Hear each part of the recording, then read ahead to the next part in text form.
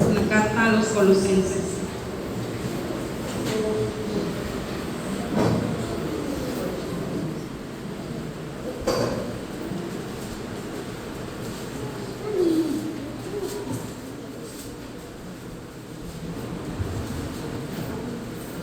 Colosenses capítulo 1, verso 3 al 14.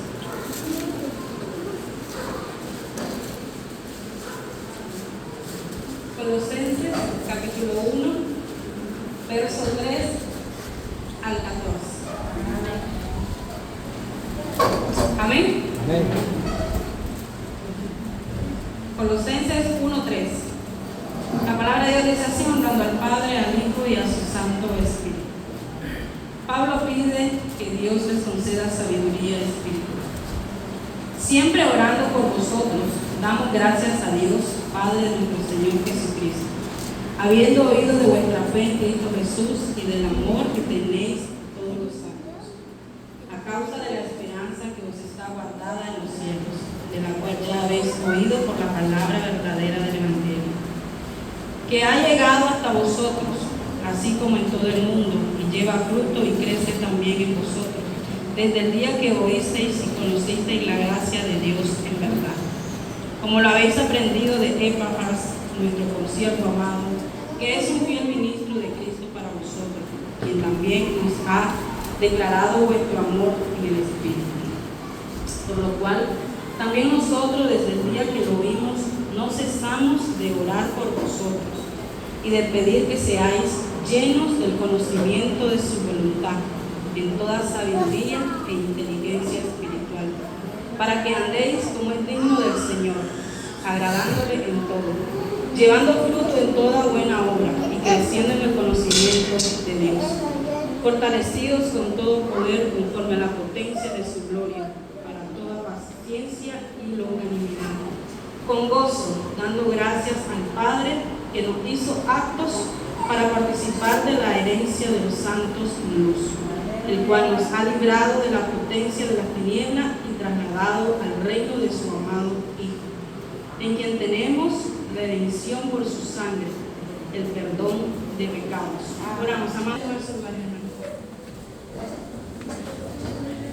He titulado la reflexión de esta noche, orando a favor de otros. Todos sabemos que orar es hablar con Dios. Cuando nosotros oramos, le hablamos a Dios. Y cuando Dios nos habla a través de su palabra. La oración y la escritura son el alma de nuestra relación espiritual con el Señor. Y es que ambas, tanto la oración como la palabra, nos acercan y nos conectan con el corazón de Dios. No podemos vivir o decir que tenemos vida cristiana si no tenemos oración, si no tenemos comunión con Dios a través de la oración y a través de las escrituras. Orar no es decirle a Dios lo que no tengo. Orar no es decirle a Dios lo que necesito o lo que me hace falta. Orar a Dios no es demandarle. La oración no es el buzón de quejas, ni tampoco la cajita de sugerencia para que nosotros vayamos a Dios y le digamos a Dios todo lo que requerimos. Orar es un privilegio. Amén. Orar es una bendición. Poder llegar hasta el trono de la gracia de Dios, poder verlo, por así decirlo, cara a cara, poder estar con Él a través de la oración. Es una bendición, es un privilegio, porque la Escritura nos enseña que en la ley solo uno podía acercarse a la presencia de Dios. Y lo hacía de vez en cuando. Mas hoy, en Cristo Jesús y por Cristo Jesús, cada uno de nosotros, dice su palabra en Hebreos 4:16, que tenemos, dice, franca entrada hasta el trono de su divina gracia. Porque Jesús, dice, abolió el acta de decretos que era en contra de nosotros, la abolió y la clavó en la cruz. Una vez dice la Escritura que cuando se raja el velo nos da franca entrada, nos dice que ahora tenemos acceso que podamos estar tan cerca de Dios como usted quiere estar. Amén. No hay favoritos. No es que Dios bendice más a uno y bendice menos al otro. Es que la cercanía es la disposición de cada uno de nosotros de buscar a Dios a través de la oración y de su palabra. Todos podemos acercarnos a Dios. Todos podemos orarle a Dios. ¿Cuántos oran a Dios? Pero también la Escritura nos enseña que podemos orar por otros a Dios. Amén. La Biblia está llena de ejemplos de hombres y mujeres que oraron a Dios, que clamaron a Dios, que intercedieron ante Dios por uno o más personas. Y es que dentro de la oración nosotros no solo tenemos la oportunidad de ir, dar gracias y pedir. Dentro de la oración cada uno de nosotros podemos adorar a Dios, podemos agradecerle a Dios, podemos interceder ante Él, podemos confesarle de igual manera nuestras faltas y al final podemos pedirle al Señor. Es triste escuchar a cristianos decir: es que no tengo mucho que orar, cuando hay por qué y por quién orar. Cuando tenemos oportunidad en la oración de no solamente orar por lo que quiero y lo necesito y lo que me hace falta y lo que me urge, poder llegar delante de la presencia de Dios, poder estar delante de Él y solamente adorarlo, poder admirar su misericordia con cada uno de nosotros. No solamente llegar como cuando llegamos al palizo para agarrar mi función y nos vamos a apagar, no, poder llegar delante de Él y derramar delante de Él nuestro corazón.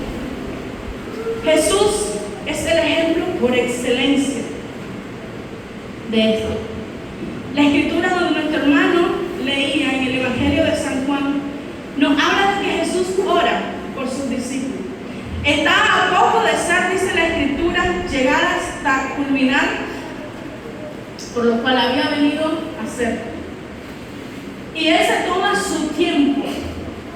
Y no solo en ese momento, durante todo el transcurso, en todos los evangelios vemos a Jesús siempre orando por sus discípulos, orando y clamando al Padre por cada uno de ellos e incluso por cada uno de nosotros. El libro de Santiago capítulo 5 verso 16 nos invita a que nosotros oremos los unos por los otros. En San Juan 17, los 26 versículos, los primeros 5 nos hablan, Jesús habla de su propósito, de cuál era su misión de venir a este lugar.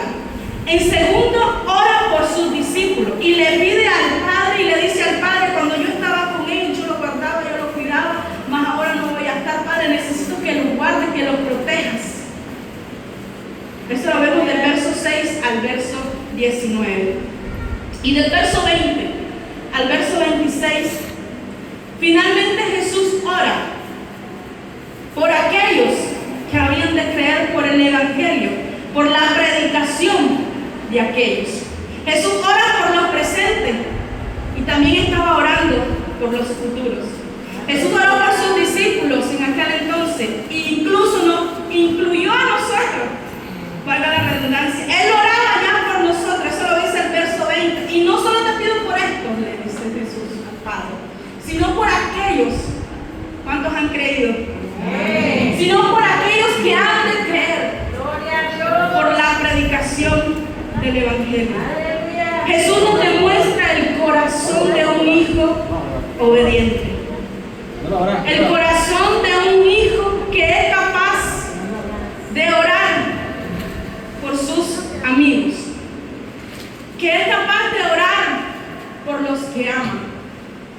Pero Jesús también nos enseñó a orar por nuestros enemigos. En el Evangelio de Mateo 5, verso 44, incluso Jesús, la primera palabra que dice en la cruz, clamando al Padre: Padre, perdónalos, porque no saben lo que hacen. Otro Otro también que clamó palabras casi similares a esta fue Esteban, en el libro de Hechos, capítulo 6, verso 70. Esteban dice que lo estaban matando a pedradas. Y él, en vez de decir, ay, no es justo, ¿por qué a mí? Dice que él alza sus ojos al cielo y clama a su Padre, no le tomes en cuenta este mal. Jesús no solamente nos dice que debemos de orar por lo que nos agrada.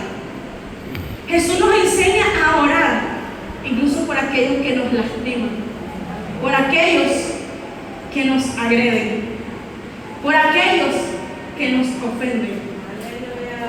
Jesús nos enseña a orar y a pedir incluso por aquellos que nos hacen mal. Y no es fácil, amén, pero no es imposible, iglesia. Ejemplo nos ha dado Jesús. El Señor nos enseña a través de su palabra que cuando clamemos a Él y le pidamos perdón, también nosotros debemos de perdonar a los que nos han ofendido. Porque si no perdonáis, dijo Jesús, a los hombres sus ofensas, vuestro Padre tampoco les perdonará. Amén. Donde leíamos en el libro de Colosenses, el apóstol Pablo lo encontramos orando por la iglesia de Colosa, por los hermanos, y no ora pidiéndole que le quite algún dolor, no ora pidiéndole ayúdanos en esta dificultad. Había una mayor necesidad en el corazón de aquel hombre de orar por sus hermanos, y es que era que Dios le concediese sabiduría espiritual para ellos. ¿Cuántos de nosotros hemos orado así, iglesia? Casi siempre nuestras oraciones son salva a fulano, salva a sultano, sana a Mendejo, sana a Amarillita, y casi siempre son nuestras oraciones. Pero muy pocas son las oraciones de decirle a Dios, Dios, concede sabiduría.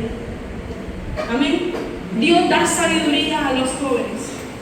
Somos buenos campeones de criticar a los jóvenes, pero somos capaces de orar por esos jóvenes. Somos capaces de ir y decirle, levántate, sigue, no es fácil, pero Jesús está contigo. Aleluya. ¿Cuánto hemos orado así?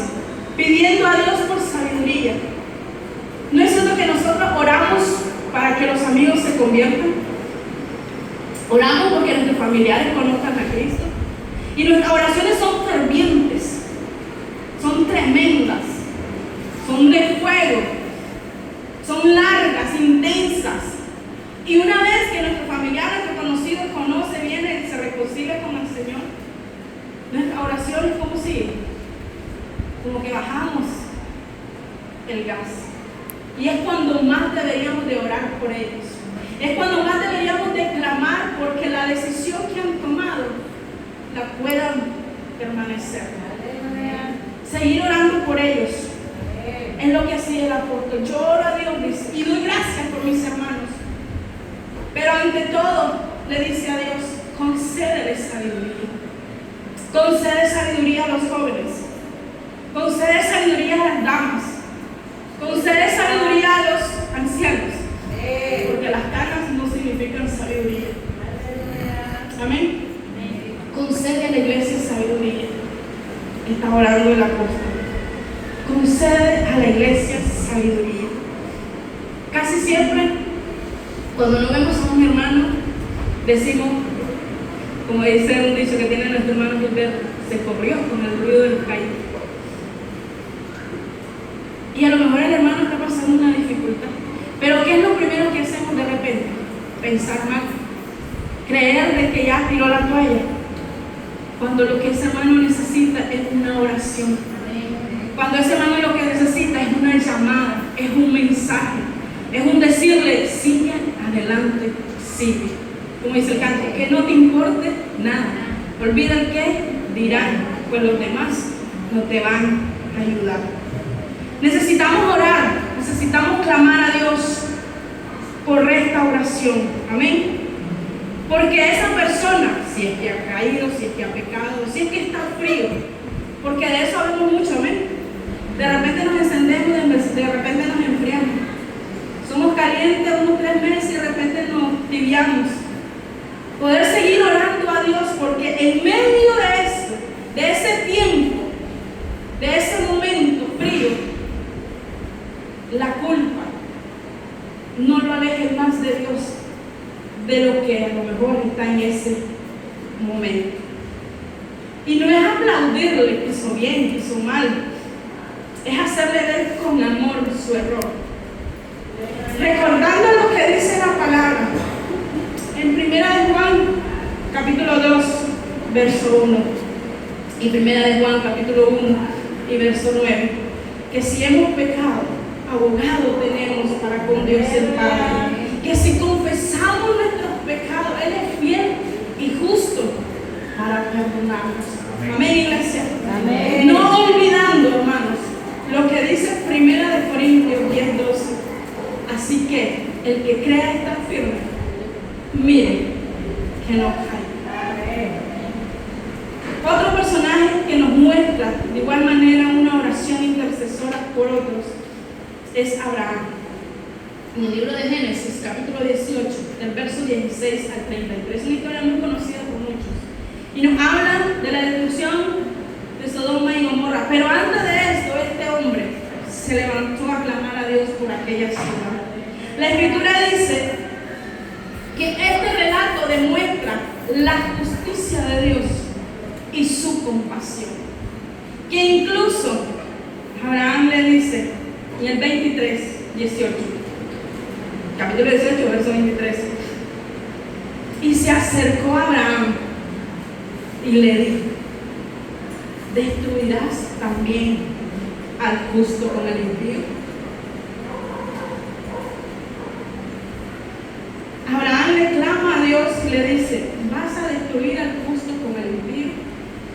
Y comienzan Abraham a hablar con Dios y le dice: si hay 50, ¿no los perdonarías? Y si hay 40, ahora que comencé a hablar con mi Señor, si hay 30, si hay 20, si hay 10. Y la Escritura dice en el verso 32 que Dios le dice que si hubiesen 10, Él los perdonaría. Y es que Dios quiere que todos seamos salvos. Eso lo dice 1 de Timoteo capítulo 2 verso 4. Dios quiere que todos procedan al arrepentimiento y sean salvos. En Efesios capítulo 3 verso 14 y verso 20, una vez más encontramos al apóstol Pablo. Aleluya, gloria a Dios, orando a Dios por los hermanos de Éfeso. Y él decía en el verso 14 inicial: por esta causa doblo mis rodillas. Él oraba por sus hermanos y le decía a Dios que sean fortalecidos. Gloria a Dios. Ora por los de Colosas y le pide a Dios que les conceda sabiduría. Ora por los hermanos de Éfeso y le pide a Dios: Señor, concede